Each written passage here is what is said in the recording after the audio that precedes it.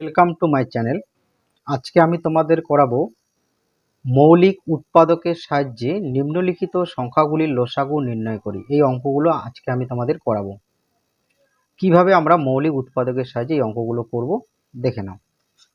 2 এর ক নম্বর অঙ্ক কি বলেছে? 12 ও 18। দেখে নাও 12 ও 18।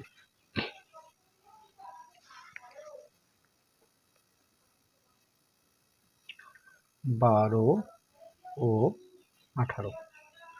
আচ্ছা, তো মৌলিক উৎপাদকের সাহায্যে আমরা লসাগু করব। 3 এর 4 12, 3 6 18।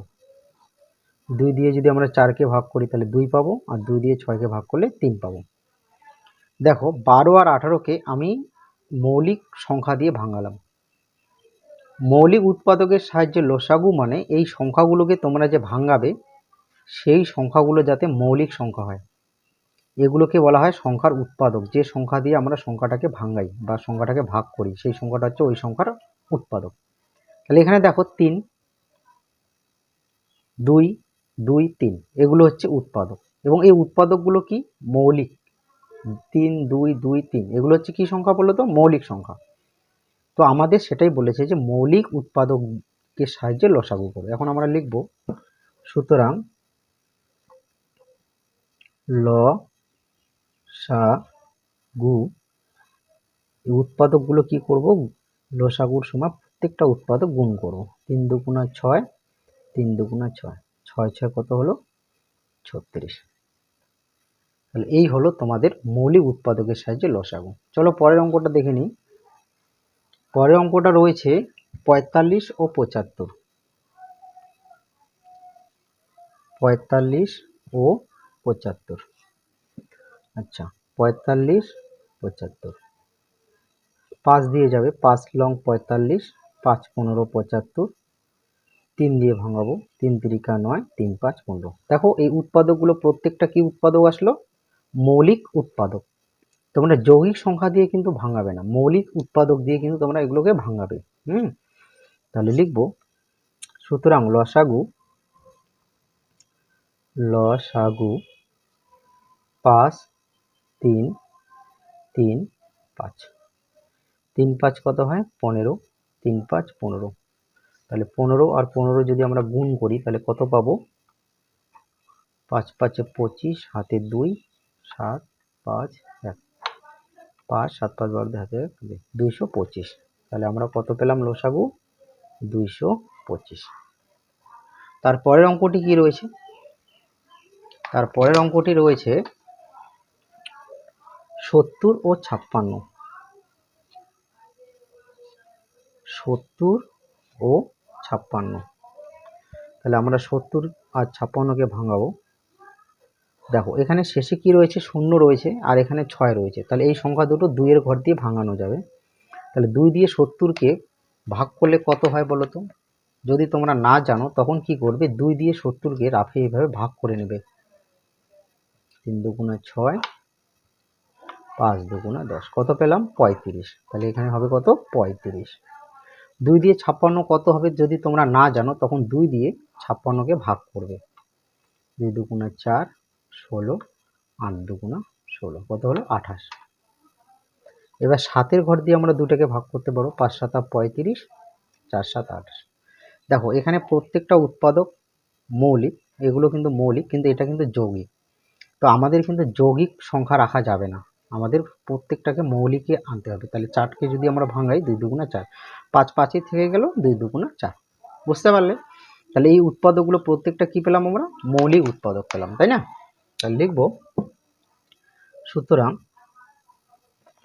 সুতরাং লসাগু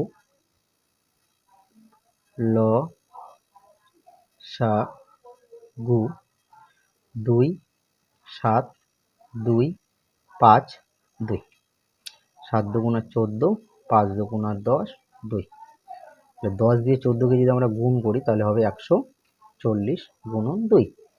140-এর সাথে যদি আমরা 2 গুণ করি তাহলে কত হবে? 2 0 0, 4 দুগুণা 8, 2 2, কত হবে? 280। তাহলে এই হচ্ছে আমাদের উত্তর, 280। বুঝতে পারলে? এবার তোমাদের ঘ নম্বর অঙ্কটি তোমরা কিন্তু নিজে করবে।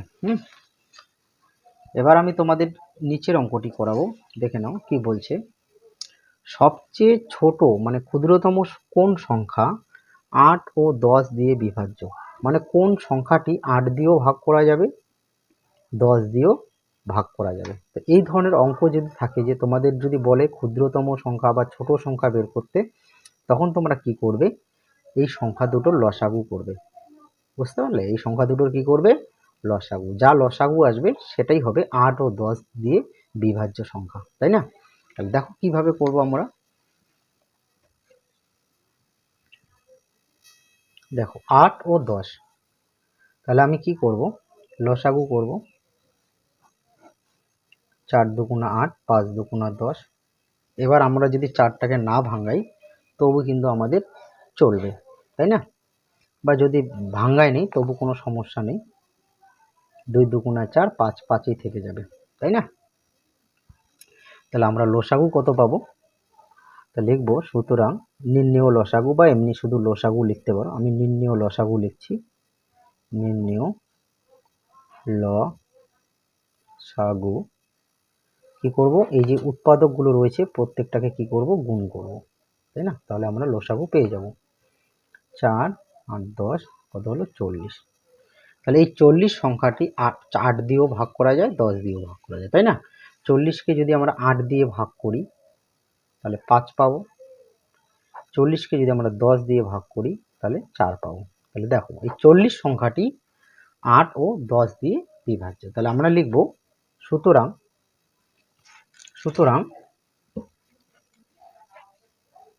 40, তাহলে লিখবো এইভাবে লিখবো, 8 ও 10 দিয়ে বিভাজ্য সংখ্যাটি হলো 40। সংখ্যাটি হলো 40। বুঝতে পারলে? চলো পরের অঙ্কগুলো কি রয়েছে দেখি।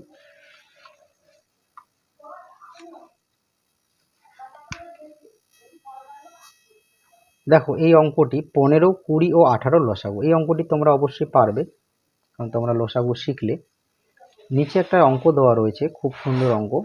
কি বলা আছে, যে 3টি ঘন্টা একসাথে বাজার পর 15, 20 ও 25 সেকেন্ড অন্তর বাজে। মানে 3টি ঘন্টা একসাথে বাজার পর 15, 20 আর 25 সেকেন্ড অন্তর বাজে। অন্তর মানে পর পর বাজে। তাহলে কতক্ষণ পরে ঘন্টাগুলি আবার একসঙ্গে বাজবে? কতক্ষণ পরে ঘন্টাগুলি আবার একসঙ্গে বাজবে? তো কিভাবে আমরা অঙ্কটা করব?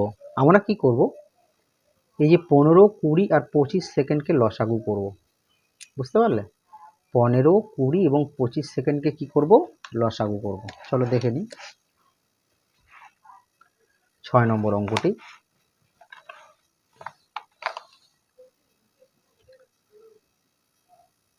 15, 20 ও 25 এগুলোকে আমরা লসাগু করব।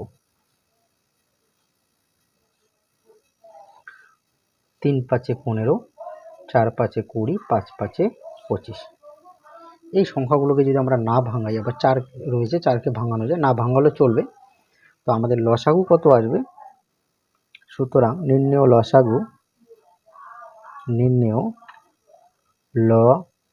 লসাগু কি করব, এই উৎপাদকগুলো গুণ করব। 5, 3, 4, 5। 3 5 15, 4 5 20, তাহলে 2 দিয়ে 15কে গুণ করলে কত হবে, 30 আর 0। তাহলে আমাদের লসাগু আসলো 300।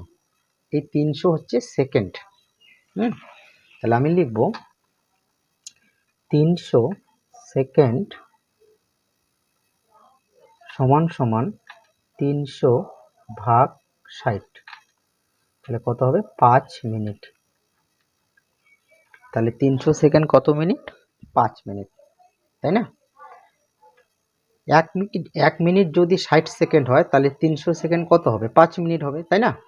তাহলে আমি লিখতে পারি যে ঘন্টাগুলো 5 মিনিট পর আবার একসঙ্গে বাজবে, তাই না? আমরা লিখব ঘন্টাগুলো, সুতরাং কতক্ষণ পরে ঘন্টাগুলো আবার একসঙ্গে বাজবে। সুতরাং 5 মিনিট পর 5 মিনিট পর 5 মিনিট পর ঘন্টাগুলো আবার একসঙ্গে বাজবে। ঘন্টাগুলো আবার একসঙ্গে বাজবে। একসঙ্গে বাজবে, তাই না? 5 মিনিট পর। তো এই হলো তোমাদের অঙ্ক। আজকে আমি এই অঙ্কগুলো করালাম, পরের দিন আমি বাকি অঙ্কগুলো তোমাদের করিয়ে দেব। তোমরা যারা আমার চ্যানেলে নতুন তারা অবশ্যই চ্যানেলটি লাইক করবে, কমেন্ট করবে এবং সাবস্ক্রাইব করবে।